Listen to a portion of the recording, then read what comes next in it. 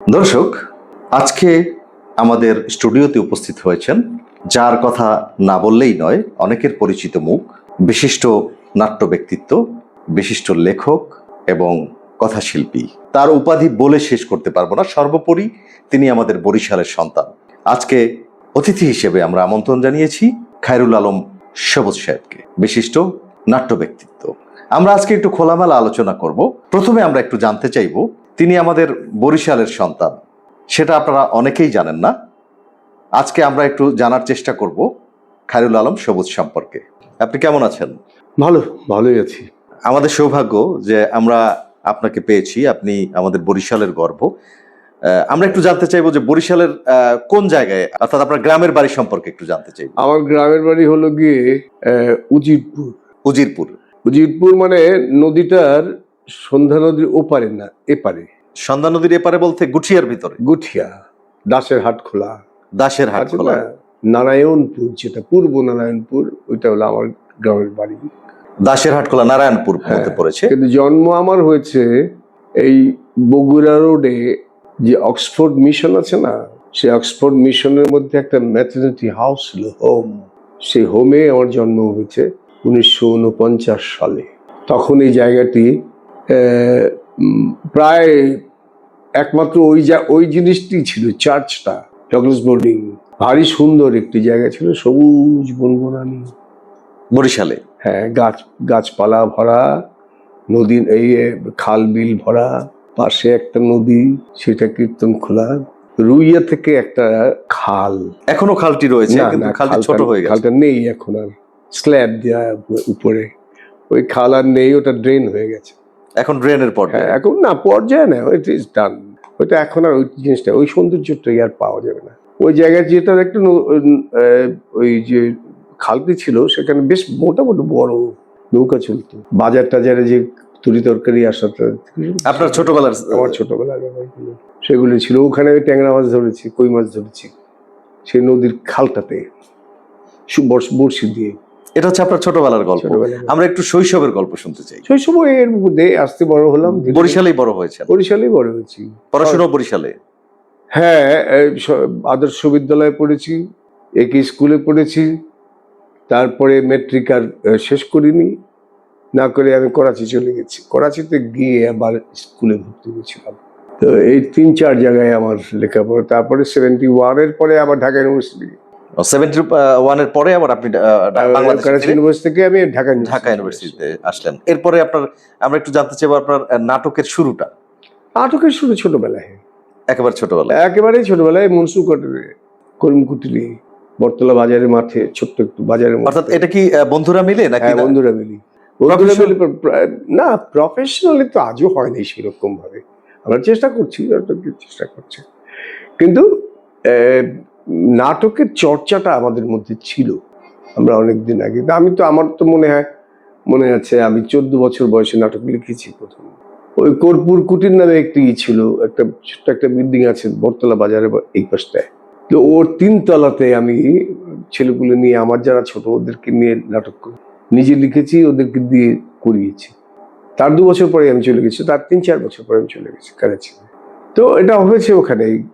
করাচিতেও কি আপনি এটি কন্টিনিউ করেছেন? করাচিতে আমি এটা কন্টিনিউ করিনি। আপনি যখন বাংলাদেশে আসলেন, ঢাকা ইউনিভার্সিটিতে যখন ভর্তি হলেন, তারপর থেকেই? না, ঢাকা ইউনিভার্সিটিতে ভর্তি হয়েছি তো আরো পরে।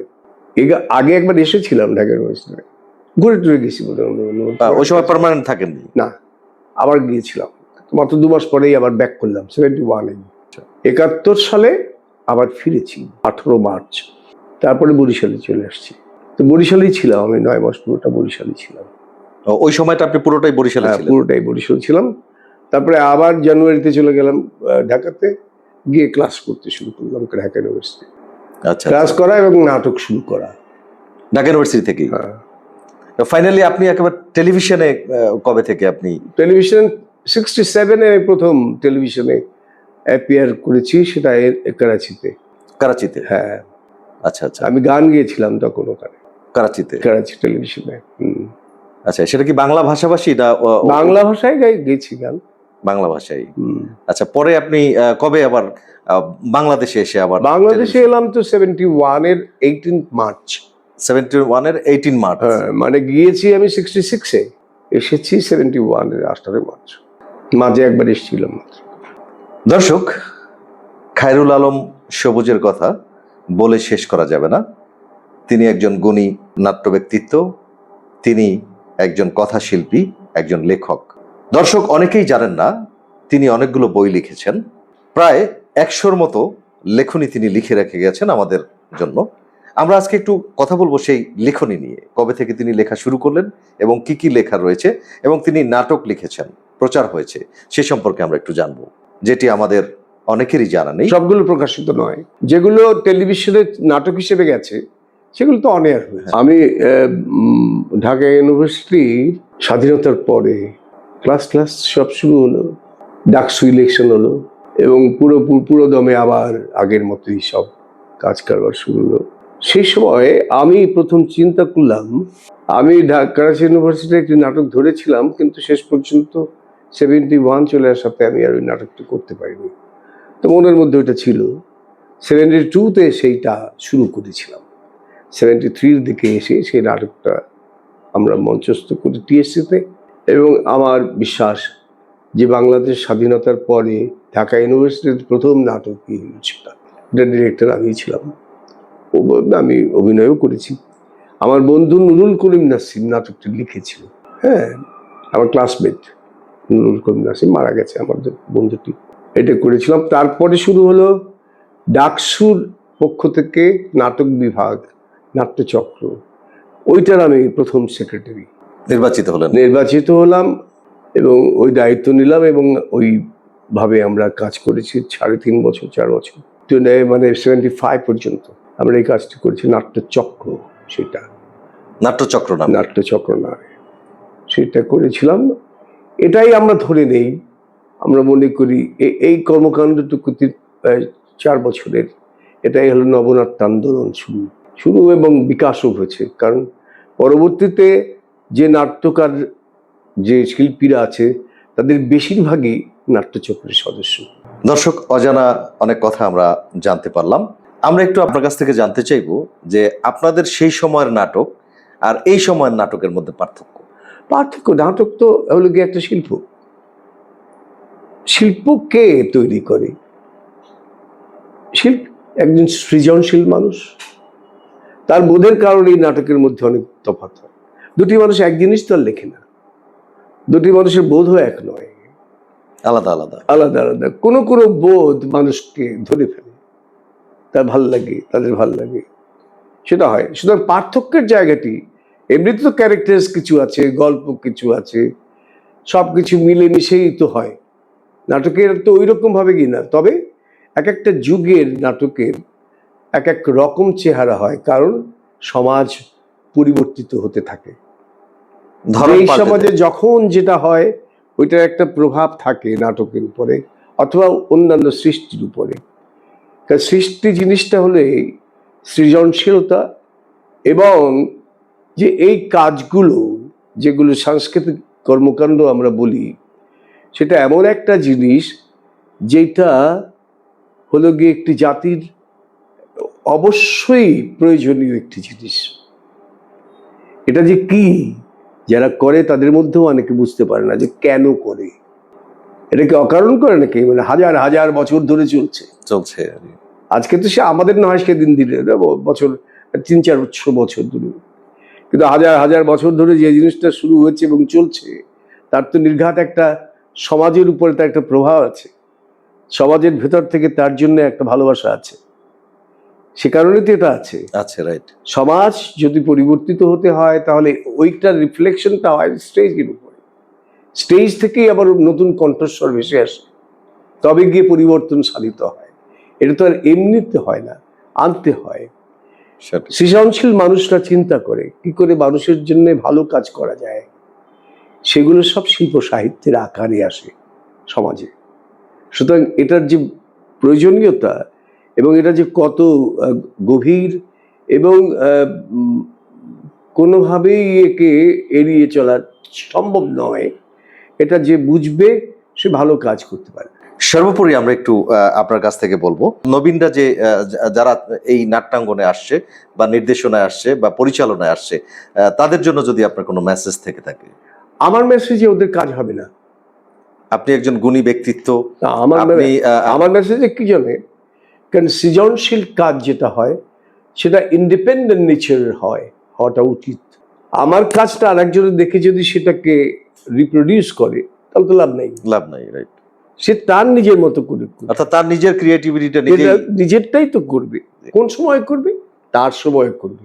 সুতরাং আমারটা দিয়ে হবে না। হ্যাঁ, স্ট্রাকচারটা বলা যেতে কিন্তু পারে। আমরা কিন্তু দেখছি যে আগের যে নাটকগুলো ছিল, অর্থাৎ আপনাদেরকার সময়, যে আপনি এখনো যেহেতু নাটকের সাথেই আছেন, কিন্তু আমরা যদি একটু 90 দশকের পরে যাই, তাহলে কিন্তু আমরা দেখেছি যে প্রতিটা গল্পের পেছনে কিন্তু একটা মেসেজ থাকে শিক্ষণীয়। সেটা সমাজে উপকৃত হওয়ার জন্য, সমাজে বিভিন্ন সেক্টর নিয়ে একটি মেসেজ থাকে। কিন্তু এখন কিন্তু সেই রকম কোনো মেসেজ আমরা পাচ্ছি না।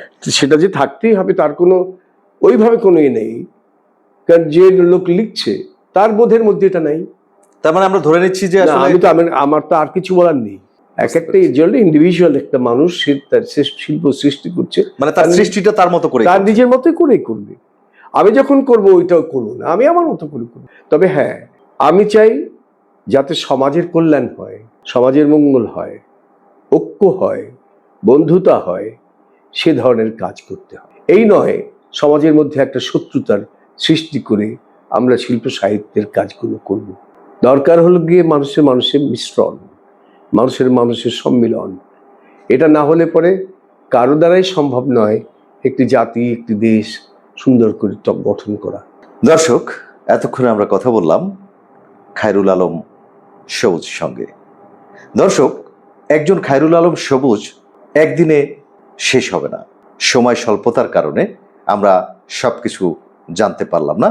আমরা চেষ্টা করব আগামীতে আবারও আমরা খায়রুল আলম সাহেবকে আমাদের স্টুডিওতে উপস্থিত করানোর জন্য। আপনি তো অনেকগুলো লেখা লিখেছেন। লেখার মধ্যে দুটো লাইন যদি আপনি দর্শকের উদ্দেশ্যে আপনার লেখনী থেকে। কত সময় তো কত রকম কিছু লিখেছি। একটি লেখা আছে আমার, উপেনের জমি কবিতা। উপেনের জমিটি আমার ভাল লাগে। এটা 1990 সালে লিখেছিলাম, এরশাদের সেই তুমুল আন্দোলনের সময়।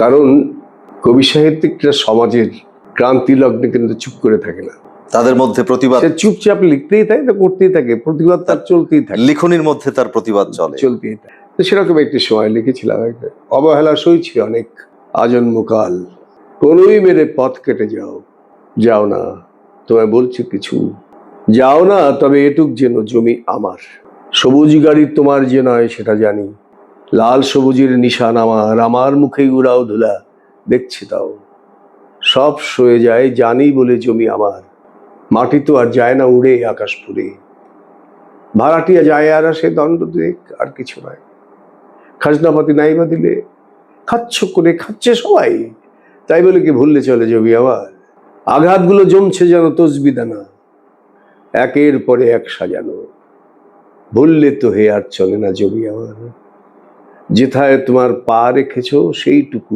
আর, যেখানে রাখবে দুপা সে জমিও, একলা চলি একলা বাসে দিব্যি তবু এটুক জানি জমি আমার। অসাধারণ। আমি জানি এই 56,000 বর্গমাইলের প্রতি ইঞ্চি জমি আমার। আমার কখন হয়? যখন আমি সেটা ওন করি নিজে নিজে। আমি আশা করি মানুষ তার দেশ, এর কল্যাণ, এর মঙ্গলের জন্য কাজ করবে এবং দেশটাকে ওন করবে, দেশটা তার নিজের বলে বুকের মধ্যে রাখবে। গগনের আলোকে অনেক শুভেচ্ছা, তার দীর্ঘায়ু কামনা করি। আমি ধন্যবাদ জানাই তাদেরকে, তারা তো কাজ করছে, সবাই তো একত্রেই কাজ করতে হয়, তাই না? দর্শক, আমরা কথা বললাম একজন গুণী নাট্য ব্যক্তিত্বের সঙ্গে, একজন লেখক, একজন কথা সাহিত্যিকের সঙ্গে। দর্শক, আপনারা ভালো থাকবেন, সবাই সুস্থ থাকবেন, সুন্দর থাকবেন, আমাদের সঙ্গেই থাকবেন।